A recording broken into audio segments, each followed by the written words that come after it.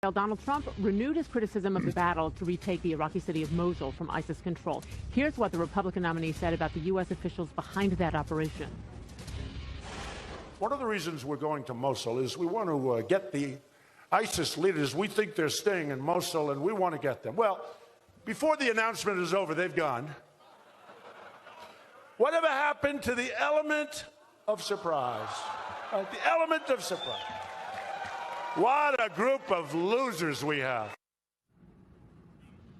So who do voters feel can best handle the war on terror? Here's the recent ABC News Washington Post poll. Tracking poll here gives Hillary Clinton a 4-point edge over Donald Trump, 49-45. Let's talk about this with our panel. We have CNN political analyst and national political reporter for Real Clear Politics, Rebecca Berg, CNN political commentator and Hillary Clinton supporter, Hillary Rosen, and Amy Kremer, Donald Trump supporter and co-founder of Women Vote Trump. Welcome back, everyone. Thank you. I want to start with you because we just heard with what Donald Trump had to say, Amy, and calling the people who are leading this effort from the U.S. perspective a group of losers. Is that, from your perspective, the right way to pitch yourself as the next commander-in-chief? Well, Donald Trump sometimes says things that we would say in another way, some of us would say in another way, but his point is that who goes out there and gives their strategy before they go in and do it? What does happen to the element of surprise? You know, we could handle this a different way, and I think that's his whole point, and that's why he's calling them losers, because who does that? Who does that? Exactly. Who does that? This makes me crazy. Go ahead, Hillary. Donald Trump talking about these men and women fighting in Mosul, fighting in Iraq. Talking about them. He's talking about the generals. Leaders. No. Well, you're right. He's talking about the generals. He's talking about the strategists, and he's talking about the people implementing the plan. Losers. And you know what? You're moving thousands and thousands of troops. You are getting civilians out of harm's way. Of course, people are going to be notified. Talking about people let me in the finish. States. This is a giant operation. So the idea that you could somehow do this in secret is just ignorant. I mean, he consistently conveys ignorance around these issues, and he consistently says, I don't have to have a plan. I don't have to have any other ideas because I'm going to have a secret plan.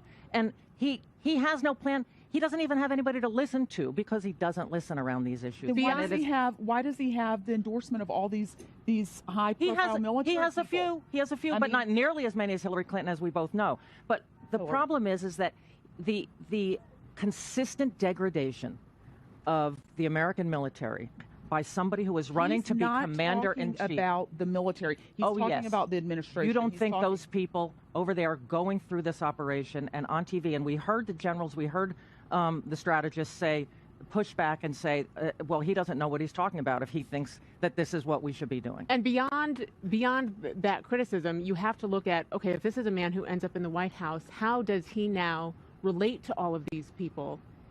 Because that's going to be a big part of what he does, and that is a big part of what the American people care about when they talk about national security. Absolutely, and Donald Trump has said in the past that he would have better generals than they currently have. You don't, as president, come in and put your own generals in charge. The generals are kind of static, and of course these are career military professionals. They're not political appointees. And so, Hillary, you're absolutely right. Donald Trump has not gone into detail about what he would do to address some of these problems, to actually take on ISIS. And it's really, I think, remarkable that we are at a stage in the election where you look at the polling on this, and they are neck and neck on the question of who could better confront terrorism. And Donald Trump hasn't gone into detail about what his plan. Considering the fact that she was Secretary of State for 4 years, she should be well ahead because of her experience there, and she's not, because the American people don't trust her. ISIS is there because of the vacuum that was created when we just pulled everybody out without the service of forces agreement. So, I mean, what is she going to do about it? Well, Hillary, if what Donald Trump is saying and doing is so egregious, why is he within 4 points of the former Secretary of State, former senator?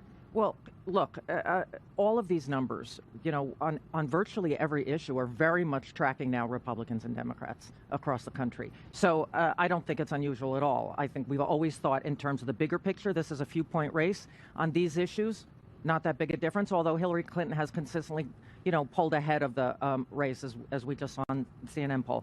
But, you know, here, if you have somebody who shows such a willingness to name call, such a willingness to go out there and denigrate the very folks who are putting their careers on the line, I don't see how you then come in and lead. It's impossible to imagine. Well, but when you look at, to the question, Victor, you just asked, it's obviously resonating with some people who think it shouldn't be happening. We shouldn't be there. The JV team stance from President Obama early on does not help Hillary Clinton in some regard, because it makes it look as though they didn't know that this was coming.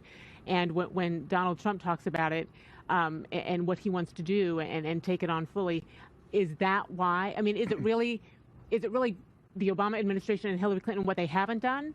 Or is it his different tactic and what he claims he will do? Well, I think you raised a very interesting point here, because he doesn't have any sort of history or record that we can point to on this, right, as Hillary Clinton does, having been Secretary of State, having worked with the Obama administration. Obviously, there is an 8-year record of what President Obama has done on foreign policy and national security. Donald Trump has never been in this sphere.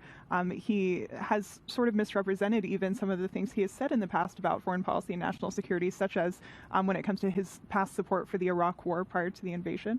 And so there isn't a lot we being voters, there isn't a lot that voters can look at, point to with Donald Trump. And so they basically have his rhetoric to go by. Mm-hmm. And he does project a very sort of strong rhetoric. He talks about, knocking the hell out of ISIS, or no bombing specific the hell out of them. articulated plan But no here yet. specific No plan. specific But plan. we're on the That threshold makes of me- what could be an extremely successful operation for the first time in a year and a half against ISIS. You don't have Republicans on Capitol Hill criticizing this. You only have Donald Trump out of political expedient And we've got criticizing. we've got to take our viewers there.